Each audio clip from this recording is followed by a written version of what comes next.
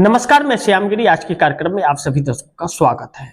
India गठबंधन की लड़ाई निर्णायक मोड़ पर, मोदी सरकार बड़ी मुश्किल में। इंडिया गठबंधन जो अभी तक चुनौतियां मोदी सरकार को देता रहा और जिस तरह से राहुल गांधी ने कमान संभाली है इंडिया गठबंधन के, वोट चोरी के मुद्दे को एक नेशनल मुद्दा राहुल गांधी ने बना दिया। अब हर किसी के जुबान पर और हर स्टेट में वोट चोरी का नाम है। जिस तरह राहुल गांधी ने प्रेजेंटेशन दे करके अलग अलग तरीके से सारे पोल खोले ज्ञानेश कुमार के और मोदी सरकार के कि यह सरकार असंवैधानिक है और यह सरकार संवैधानिक नहीं है और वोट चोरी से बनी है और चुनाव आयोग उसमें मददगार रहा है। अब बात इतनी आगे तक पड़ गई कि लोग इतने सड़क पर आ गए कि मोदी सरकार को चेहरा दिखाना मुश्किल हो रहा है, चुनाव आयोग को चेहरा दिखाना मुश्किल हो रहा है। अब यह लड़ाई जो इंडिया गठबंधन की है अब निर्णायक मोड़ पर है, क्योंकि शीतकालीन सत्र शुरू हो रहा है और शीतकालीन सत्र पर महाभियोग 200 सांसदों की मदद से लाने की, हस्ताक्षर के साथ लाने की तैयारी में इंडिया गठबंधन लग गया है। अगर इंडिया गठबंधन महाभियोग ला रहा है और 200 सांसदों के साथ ला रहा है तो फिर स्पीकर ओम बिरला को माननी पड़ेगी, बहस कराना पड़ जाएगा, जिससे मोदी सरकार के लिए बड़ी मुश्किलें खड़ी हो जाएंगी। और पार्लियामेंट के अंदर जब सवाल जवाब होगा तो विश्व देखेगा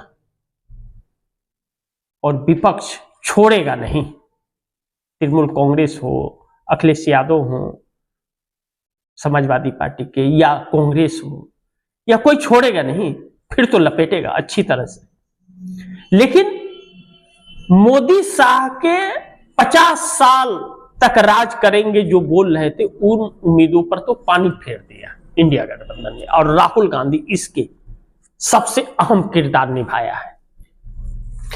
लेकिन दूसरी तरफ चुनाव आयोग की मनमानी बीएलओ के लिए जानलेवा बन गया। जो बीएलओ अधिकारी हैं, चुनाव आयोग द्वारा किया जा रहा है एसआईआर, यह जानलेवा साबित हुआ। यह समझ नहीं किसी को आ रहा है अभी तक कि आखिर चुनाव आयोग को इतनी जल्दबाजी क्यों है। उत्तर प्रदेश में अभी चुनाव भी नहीं है, 1.5 साल का वक्त बाकी है।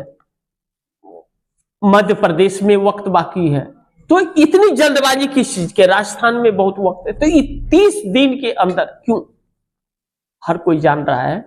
और जो बिहार से तस्वीर एसआईआर का निकला, वह बीएलओ की जान ले के लिए जानलेवा बन गया।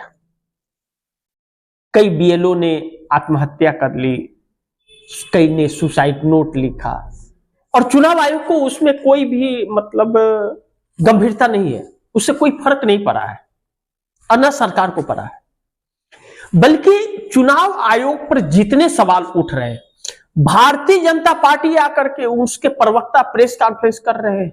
सोचिए, एक संवैधानिक संस्था पर सवाल उठ रहा है उसके कार्यपालिका पर कि वह कार्य गलत कर रहा है, तो सरकार इस देश की उसके बचाव में आ रहा है, सरकार के प्रवक्ता उसके बचाव में आ रहा है। सोचिए कि कितना दुर्भाग्यपूर्ण है कि वह चुनाव आयोग विपक्ष के पूछे गए सवालों का जवाब देने की स्थिति में नहीं है, सरकार को आकर के देना पड़ रहा है।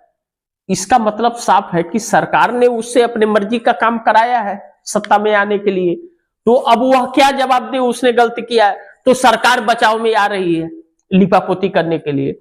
नहीं तो कोई सरकार क्यों आए, सरकार को बल्कि यह आदेश देना चाहिए कि भाई हमारे ऊपर आरोप लग रहा है कि मैं असंवैधानिक सरकार चला रहा हूं, हम गलत डकैती चोरी करके आए, आप जांच कराइए इसकी। नहीं कर रहे हैं, क्यों? क्योंकि दाल में काला है, दाल में काला ही नहीं पूरी दाल काली है। इसलिए अब ऐसे में इंडिया गठबंधन की जो एकजुटता हुई या राहुल गांधी ने जो एक गंभीर सवाल यह देश पर खड़ा कर दिए हैं। अब इसकी झलक विदेशों में इसकी गनगनाहट सुनाई दे रही है, विदेशों में यह चर्चा होने लगी है, क्योंकि चुनाव आयोग की क्रियाकलापों को विश्व देख रहा है कि किस तरह कितना गिरा हुआ काम कर रहा है, लोकतंत्र को खत्म कर रहा है, संविधान को नहीं मान रहा है और गलत तरीके से एसआईआर जल्दबाजी में कराया जा रहा है, जबकि कोई भी एक्सपर्ट इस बात को मानने को तैयार नहीं है कि 30 दिन में एसआईआर कराया जा सकता है। सब धोखा दे, यानी कि पहले से लिस्ट तैयार करके सिर्फ एक ड्रामा किया जा रहा है फॉर्म भरने का, या लोगों को गुमराह किया जा रहा है। असल में खेल कुछ और है, लोगों को गुमराह करके उलझाया जा रहा है। इसका एक सबूत है आईएमएफ का रिपोर्ट कि हमारे देश को सी ग्रेड में डाल दिया गया।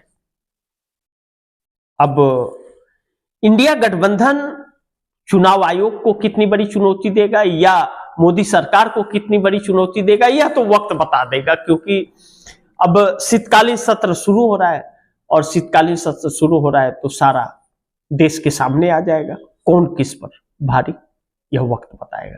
तो इसी के साथ आप दर्शकों से इजाजत चाहूंगा, अगली खबर के साथ फिर होऊंगा हाजिर। लेकिन आप दर्शकों की क्या राय है, क्या सुझाव है, कमेंट बॉक्स में जरूर दीजिएगा। इस खबर को ज्यादा से ज्यादा शेयर कीजिएगा, अपने दोस्तों को भी कहिएगा आगे शेयर करें। आपने अगर चैनल को सब्सक्राइब नहीं किया, सब्सक्राइब कर लीजिए, अपने दोस्तों को भी कहिएगा चैनल को सब्सक्राइब करें। मिलते हैं अगली खबर के साथ, तब तक के लिए नमस्कार।